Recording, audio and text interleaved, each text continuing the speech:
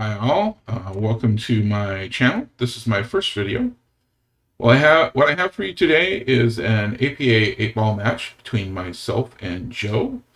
I'm a skill level 3, Joe's a skill level 4, so I need to win 2 racks, and Joe needs 3 racks to win. I'm going to do some running commentary.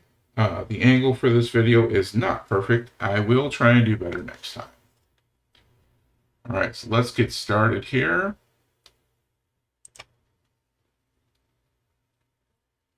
That's me setting up the balls on the table for the lag.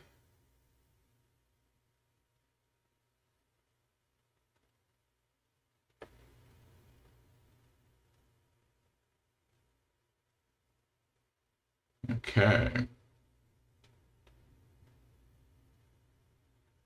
This one's pretty close. I managed to win the lag, however, so Joe will be racking for us.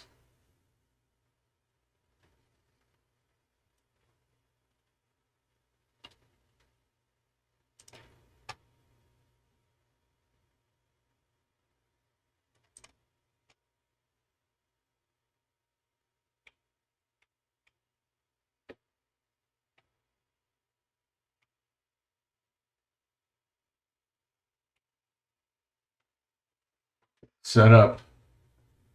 I don't do a lot of side ball breaks. I generally go pretty much from the center when I do a break.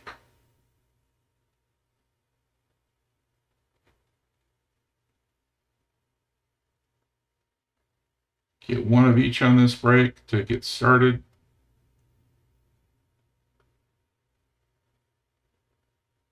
So still open table at this point.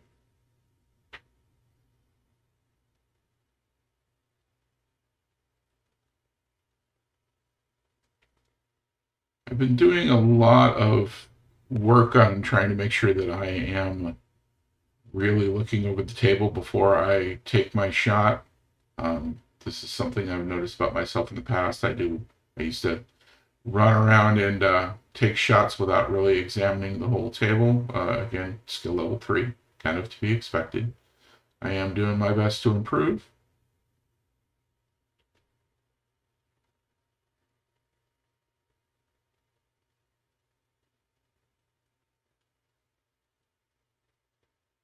I decided to go with solids on this break. My reasoning behind that is you can see the 12, the 10, and the 13 are all up against rails.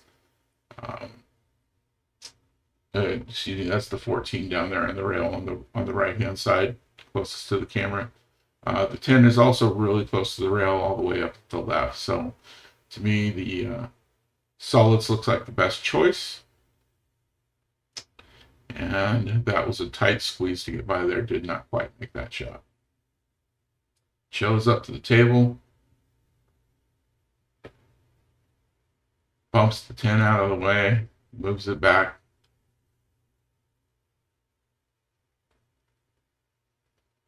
Makes a shot. Makes this one as well.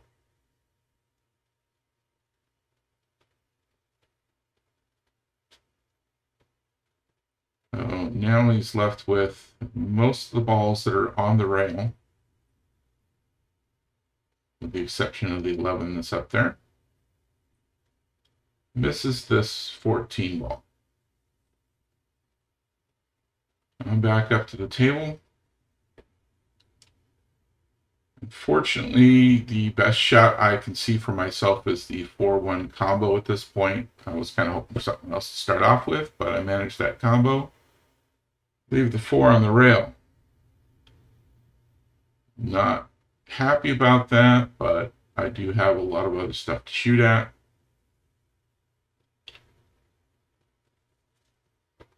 This is taking a pause right here because, again, I got down on the shot really quick, trying to make sure that the shot I was about to do is the correct one for the moment. Took the 2 into the side. I originally believe I was looking at the 2 all the way down. Now I don't have, I've got a couple of awkward angles is what I have left for myself. Decide to go for the 3, and I'm going to put that 3 in next to the 14. Nope, next to the 12. But this gives me a better angle on the 4, which should, if I hit it just right, pop me out. So I got a good shot at the 7 into the sideball.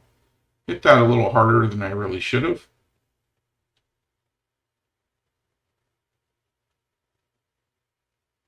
Next up is going to be the 7. I want to put myself in position, so I'm going to have a shot on the 8. Hit that with a bit of follow.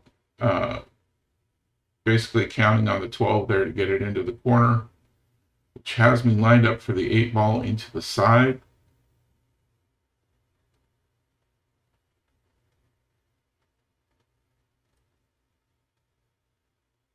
And with that, I am out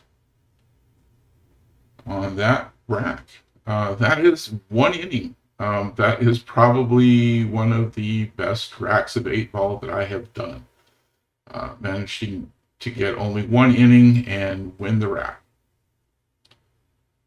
And of course, Joe and most of my teammates are making that comment as well, looking at me like, hey, dude, 1 rack, what was that? All right, one inning, what was that about?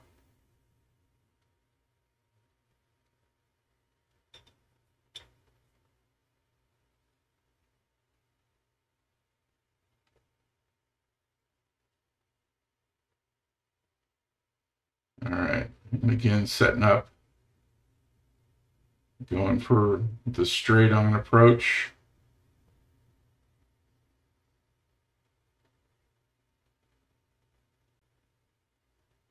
Got the 8 ball moving on this break, but this is a dry break, so Joe will be right up at the table.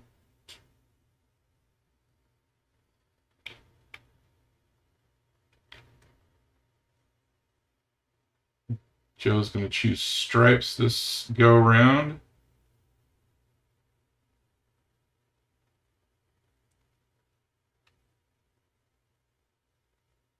Joe is a really good 4. He has gone up and down between 4 and 5, so he's right there in between 4 and 5. I have been working really hard to get up to being a skill level 4 over the past year and a half.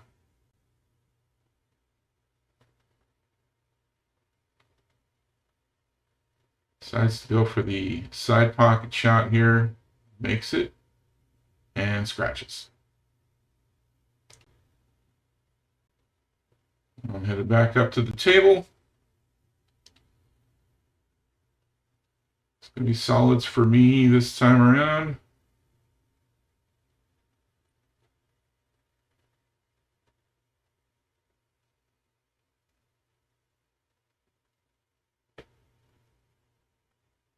Again, doing my best to really kind of look over the table, make sure I know what, how I want to approach things, trying to, line up my next couple of shots after I take my first one. My decision here is to try and go for the 1 all the way up into the corner, feeling that's going to give me my best chance to get to the next ball. And I make the mistake of not getting the 1 in the first place. Did not really give myself a great shot at anything else either on that shot.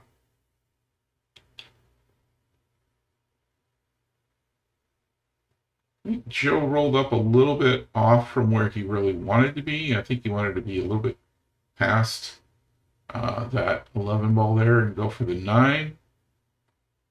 So instead, he goes for safety. Safety was pretty decent. The only thing it really left me a shot at is the 1 up in the corner, which I was hoping to leave there because that's a gimme, being right up there in the pocket. But that is the best shot I have to continue, so I go with it. Better job of coming back down the table this time to give myself another shot. Go with the 5, which I overhit a bit. I would have liked to have been a little bit closer to the 7 for this next shot, but still where I could slide myself down to the other balls on the table. And again, overhit, but I'm going to take a shot at the 2 into the side from here. I misjudged my angle, and back to Joe.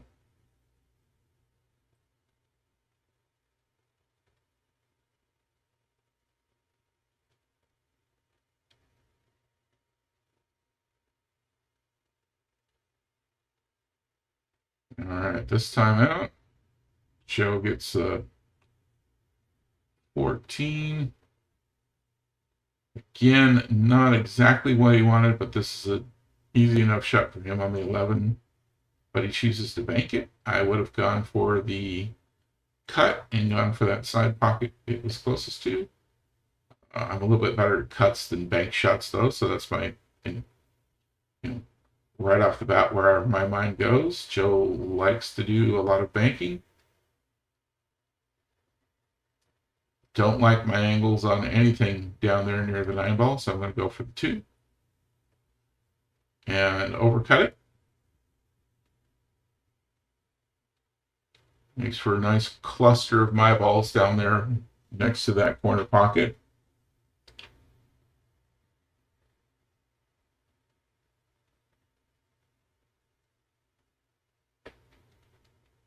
Again, Joe goes for the bank. Don't think he really saw himself as having anything decent there, so he was just kind of trying to reposition, but not sure that's what he wanted.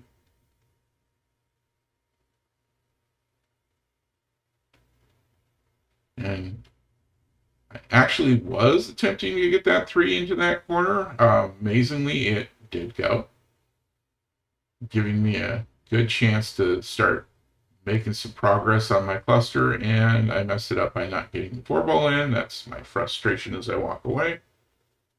Should have been able to get that one fairly easily, and I was too busy concentrating on where I was going to put the cue ball after to really line up my shot.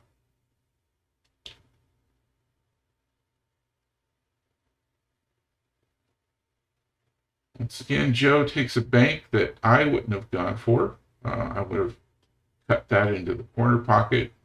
I think he was looking at the issue of hitting the 8 ball if he had tried that cut. I have nothing I'm comfortable with here in this shot. So I'm going to try and move the 6 and the 2 to another position so that I can hopefully get back at the table again and get better chances. I did not hit that exactly the way I wanted to, but I did break things up. Joe goes for another safety and does not succeed in touching the rail. A little frustrated with himself. Totally understand that one. I would have been frustrated too.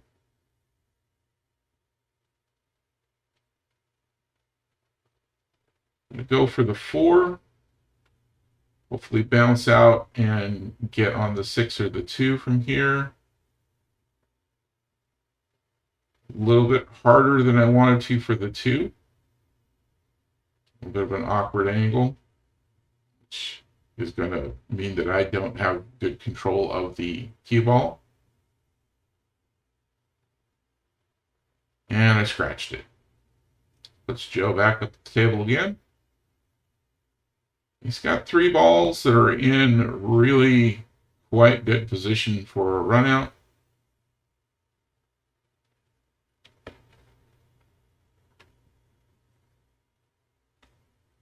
It's just making sure he he knows how he wants to run this.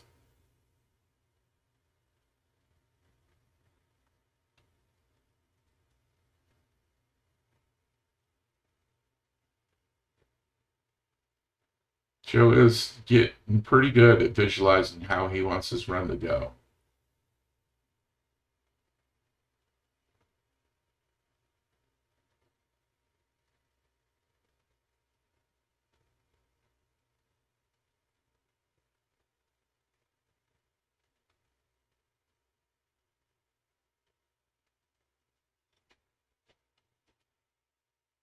I think he wanted to go a little bit further back to get down to 12, but it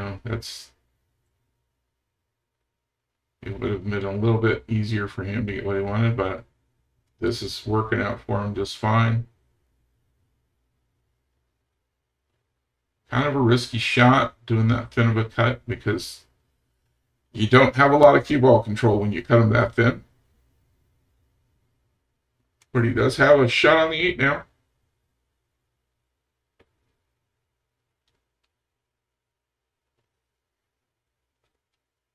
And he misses it.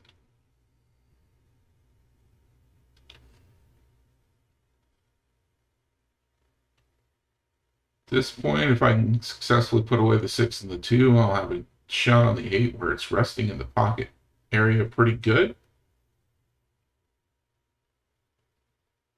Definitely better at shorter shots than I am at the long across the table. Did not get the angle right for this one.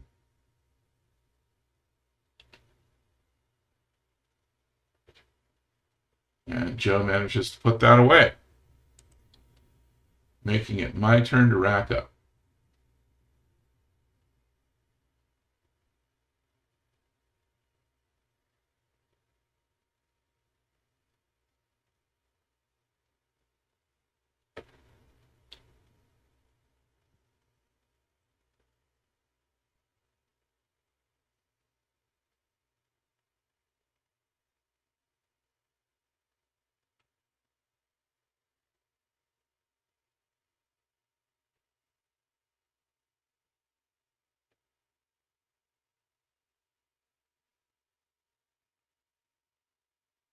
All set to go. Rack number 3.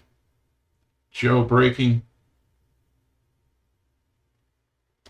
Joe will attempt a side break occasionally. Sometimes he goes for straight on.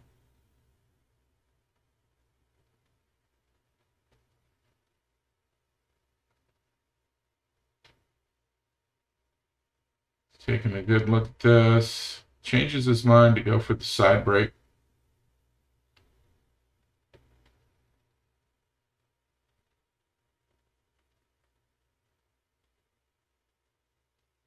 And again, we're looking at a dry break.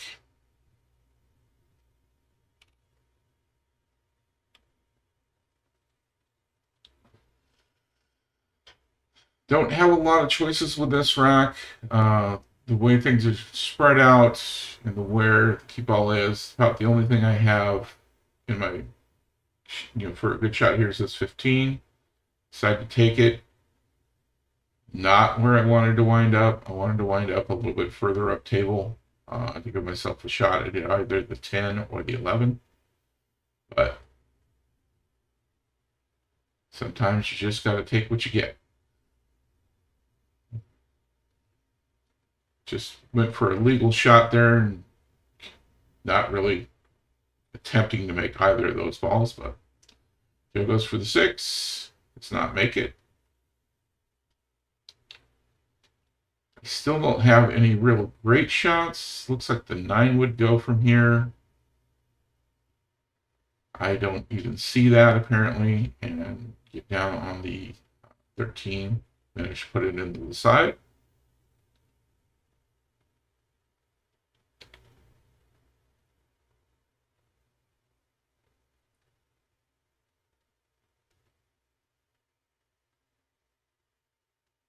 Going for the 14 down in the corner now.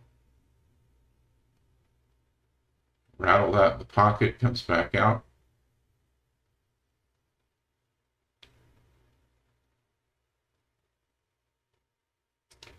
Joe is going for the 6 again.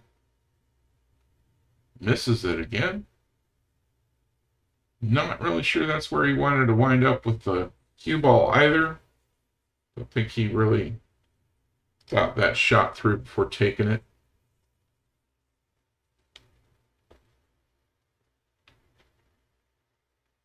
I at least have a couple of options here, and I look at the 11 as my most troublesome ball on the table. Go for it. Do not manage to get it down the rail, but I do get it off the rail into a better position for myself later. But Joe does have a couple of good shots here. A little harder than he should have. Got himself too close to the 6.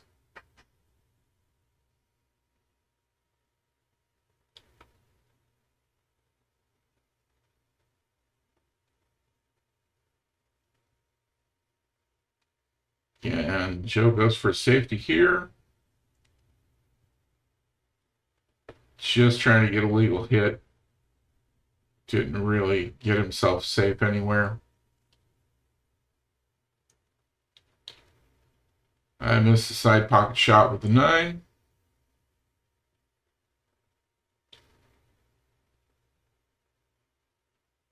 Joe misses the side pocket with 4. Manages to push the 11 and the 8 towards the rail. Starting to get clustered up down there next to that corner.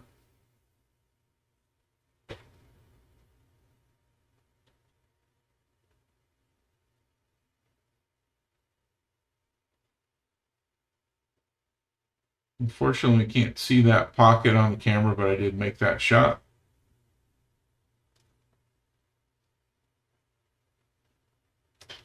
Now I'm trying to decide which of the next shots I should take.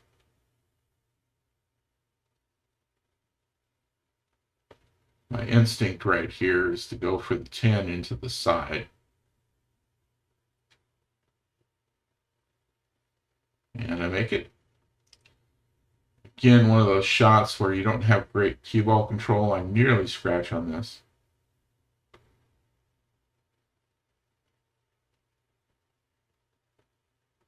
Got lucky that it didn't go any further. That was a poorly aimed shot at the 12.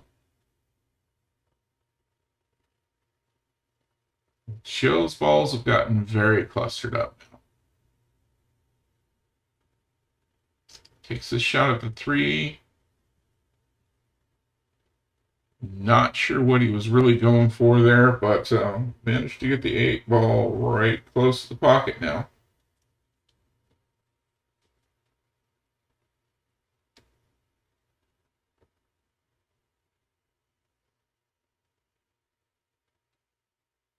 My thinking at this point is that while I am taking long shots up here at the other end of the table, if I can keep the cue ball up at that end of the table, forcing Joe to shoot at the solids that might accidentally put in the 8 ball.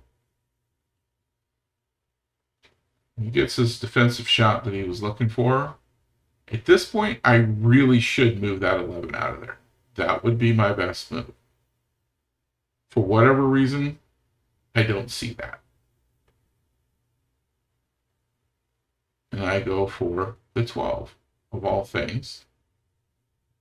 Because I did not want to take the 14 out of the pocket it's sitting in. Joe manages to inch the 8 ball even closer. And again, my thought here is to, if I miss, move things up the table so Joe has to take an awkward shot. My friend Jason comes over. He's not the captain of the team, but he is our highest skill level. He decides to give me a timeout. Starts talking to me about how he feels I should run these next few shots. His advice to me is to put the 14 in the corner way up top, come back down, closer to the 12, so I got an angle to put it into a pocket, and then take an intentional foul to move the 8 ball out of the pocket it's sitting in. So, that's a good plan, and I go with it. Takes a little while. We're going to spend a little bit of time talking on this, but I feel it's a good plan. Jason is really good at strategy, so I listen to him.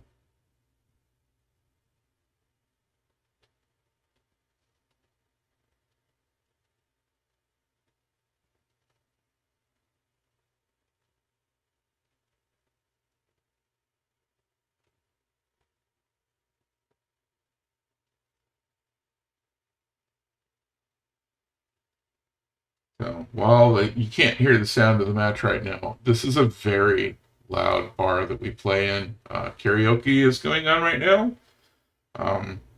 Yeah, it tends to be quite loud and rather distracting. So Jason's just taking his time to make sure I understand exactly what it is he's asking me to do.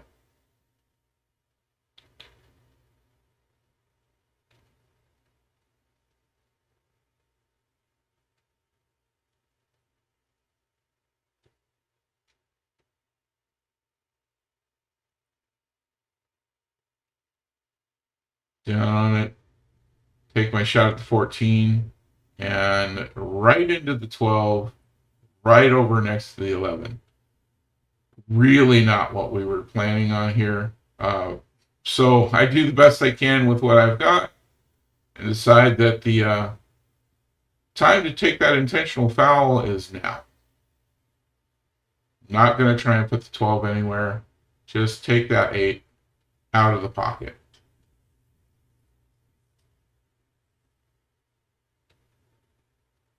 And it gives Joe ball in hand.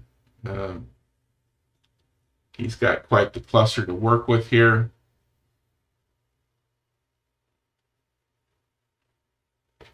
Takes the shot, manages 2 of them, puts my 12 over next to the 8 ball.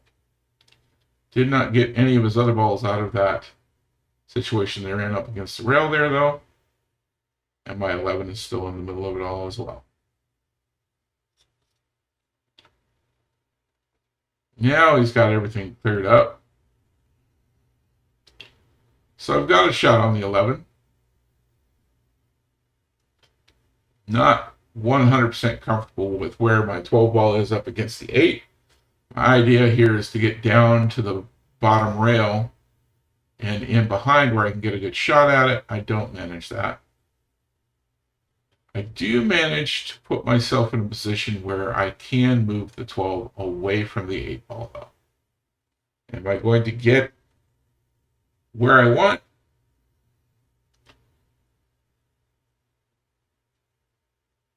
I was hoping to hide the cue ball underneath the 8 ball between it and the rail so that Joe didn't have another shot here.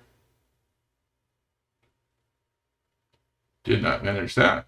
I have been practicing my safeties. Joe manages to scratch off of that one, though. He wasn't really looking at where the cue ball was going to go after he put that one on the side. So I go to line up. Jason comes to give me another timeout. He thinks I'm lining up too straight. My initial idea was to float down after the 12 and put the 8 in the corner. A lot of you might understand that is a bit of a risk because I could hit it too hard with a little bit too much follow and just follow it in and scratch. Jason tells me put a little bit more angle on it and float back towards the other long rail so that I have a good shot on the 8 ball. Good plan. And again, as I say, I trust Jason. He's great at this sort of strategy, great timeouts. I hit it a little harder than I really needed to, but I do still have a good angle. It's a makeable 8 ball there.